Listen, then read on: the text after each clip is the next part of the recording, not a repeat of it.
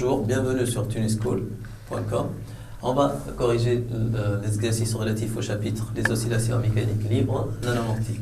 On va commencer par l'exercice numéro 1. Donc, on va commencer par lire l'énoncé.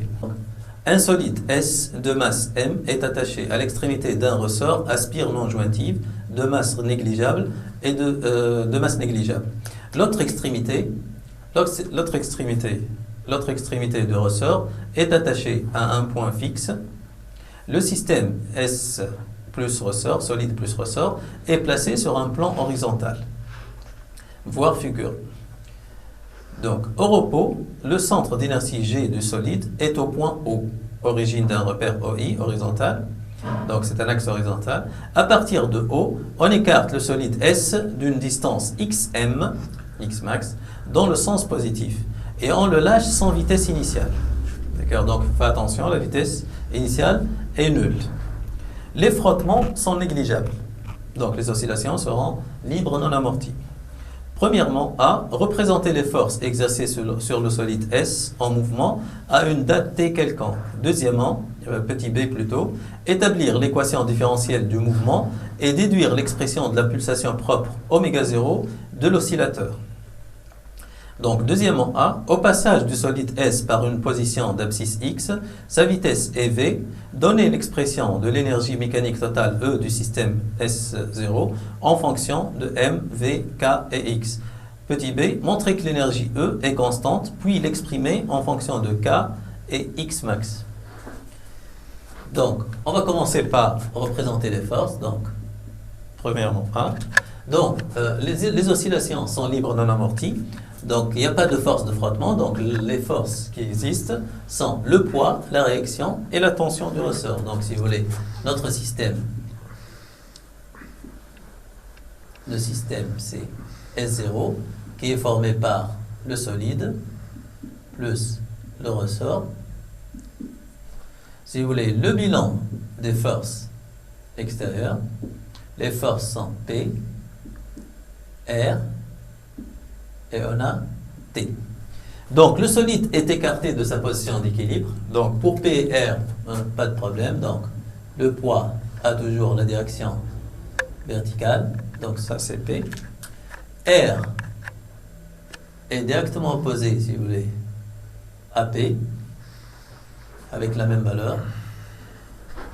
Pas de mouvement sur l'axe des Y, si vous voulez. On a uniquement le mouvement sur l'axe des X. Et T, puisque le solide est écarté de sa position d'équilibre, le solide, si vous voulez, le ressort n'est jamais à l'aise que s'il regagne sa longueur à vide. Sa longueur est L0.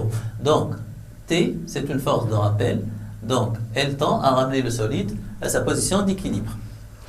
Donc, B, petit b, il me demande d'établir l'équation différentielle. Donc, vous savez bien que pour établir l'équation différentielle, vous avez 4 éléments de réponse. Donc, le schéma, voilà, c'est fait.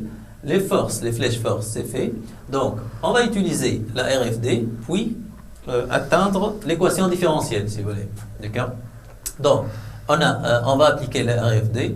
D'accord? Donc, on a toujours, si vous voulez, le même système, le système S0. Les forces, bilan des forces extérieures, sont P, R, T. C'est déjà fait. Donc, on va appliquer la relation fondamentale de la dynamique. Donc, somme des forces extérieures au système est égale à MA, la masse du solide fois son accélération. Donc, les forces sont P plus R plus T est égal à MA. Donc, on va passer à la projection. Donc, projection sur l'axe des X, si vous voulez. Donc, la projection de P va me donner, si vous voulez, P plus R plus T égale à M fois la projection de A. Mais P et R, si vous voulez, la direction de P et R est perpendiculaire à l'axe des X, donc la projection c'est nul. Donc, il nous reste T est égal à M fois A. Donc, on va juste développer ça, si vous voulez. Donc, là, on aura T avec, si vous voulez, T, c'est toujours moins kx. On a vu ça en cours plusieurs fois, si vous voulez. Donc, on aura moins k fois x est égal à ma. D'accord? Avec a, c'est quoi? A, c'est dv par dt. Donc c'est la dérivée de la vitesse, c'est en même temps la dérivée seconde de x. Donc d de x par dt2. D'accord? Donc on aura moins kx égale à m fois d de x par dt2. Donc je ramène l'autre terme. Si vous le terme avec celui de droite, donc j'aurai m d de x par dt2 plus k fois x est égal à 0. Voilà, si vous voulez, c'est l'équation différentielle. Mais il vaut mieux, si vous voulez, que je divise par m. Donc on aura ça. Donc on aura d de x par dt2 plus k sur m fois x est égal à 0. Voilà l'équation différentielle. Donc c'est l'équation différentielle ECDIF en x de t avec un second membre qui est nul. D'accord?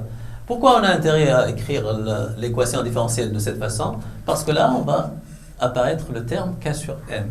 Donc k sur m avec k sur m n'est autre que oméga 0 carré. Donc oméga 0 carré égale k sur m. Donc oméga égale, oméga 0 si vous voulez, égale racine de k sur m. Oméga 0, avec oméga 0, c'est la pulsation, c'est une quantité, si vous voulez, positive. On va passer à la deuxième question. Donc, il nous a demandé, deuxièmement A, il nous a demandé d'exprimer l'énergie mécanique totale en fonction de K, X, M et V, etc.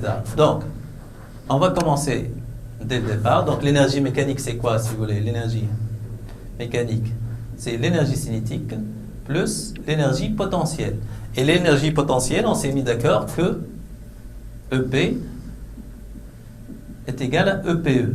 Pourquoi? Parce qu'on a pris l'énergie potentielle de pesanteur nulle. Parce que là, on travaille sur un plan horizontal. Donc, l'énergie potentielle de pesanteur ne varie pas.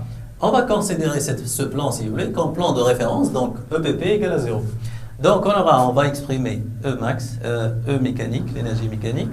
EC, c'est 1 demi M V carré, plus EP, c'est 1 demi K,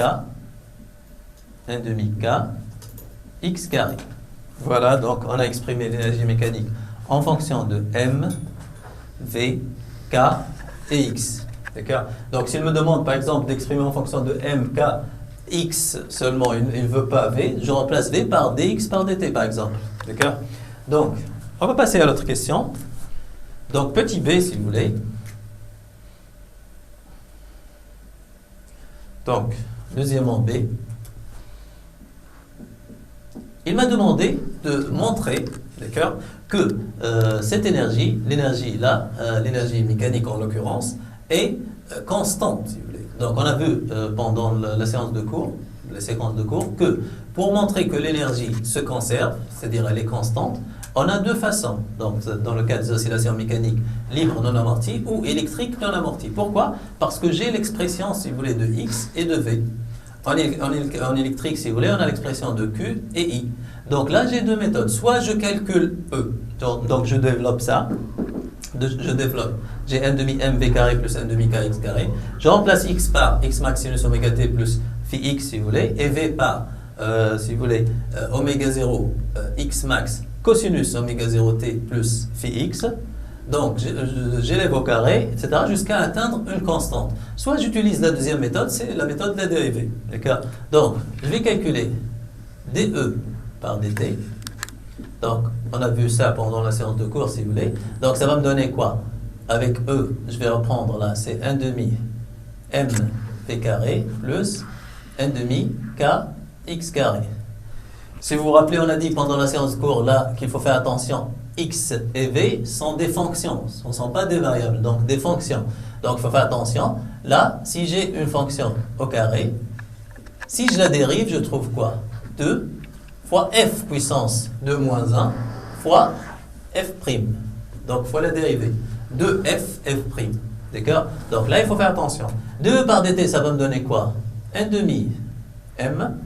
Donc, 1 demi m, je vais dériver v carré. Donc, la dérivée de v carré, ça va me donner quoi? Si vous voulez. Donc là, je vais dériver. La dérivée de v carré, ça va me donner, on a vu ça au cours, mais on va répéter. Donc, 2 fois v fois dv par dt si vous voulez. Voilà. Donc, plus 1 demi k et la dérivée de x carré. La dérivée de x carré, c'est 2x dx par dt. D'accord? Donc ça, c'est quoi? C'est la dérivée de x carré. Donc là, j'ai dérivé v carré. Là, j'ai dérivé x carré. D'accord? Donc, des simplifications s'imposent. Si vous voulez, on va simplifier par 2. Là aussi par 2. Là, si vous vous rappelez, dv par dt n'est autre que a. Et là aussi, dx par dt, c'est cv. D'accord? Donc, une factorisation s'impose, si vous voulez. Donc là, j'ai v. Là, j'ai v. Et là, dx par dt, c'est v. Donc, je peux mettre v en facteur. Donc, égal à v. Facteur. Là, il me reste m fois dv par dt. Avec dv par dt, c'est a. Donc, m fois a. Plus, là, v en facteur. Donc, il me reste kx. D'accord? Plus kx. Or, si vous vous rappelez bien, pour établir l'équation différentielle, si vous voulez, lorsqu'on a établi l'équation différentielle, on a trouvé que ce terme-là, ma plus kx, est égal à 0. Ou bien la RFD, c'est la même chose. D'accord? Donc, finalement, j'aurai quoi? dE par dt est égal à 0. Donc, conclusion, si vous voulez, E est égal à une constante. Donc, E, l'énergie se conserve. Rappelez-vous bien qu'on a parlé du système aussi. Le système, on dit que le système qui est là, S0, est, si vous voulez, conservatif. Donc, le système, on dit que le système est conservatif. D'accord? Donc, il m'a demandé d'exprimer, si vous voulez, de montrer que l'énergie se conserve et de l'exprimer. Donc, j'aurai quoi finalement, si vous voulez? Puisqu'elle est constante, cette énergie, donc, elle est égale à l'énergie cinétique maximale ou bien à l'énergie potentielle maximale. D'accord? Parce que si l'énergie cinétique est maximale, l'énergie potentielle est nulle. Et vice-versa, si vous voulez. Donc, E est égal à EC max. C'est aussi égal à EP max, si vous voulez. Donc, si vous voulez, finalement, E est égal à quoi? 1 demi m V max carré, c'est égal aussi à 1 demi k x max au carré.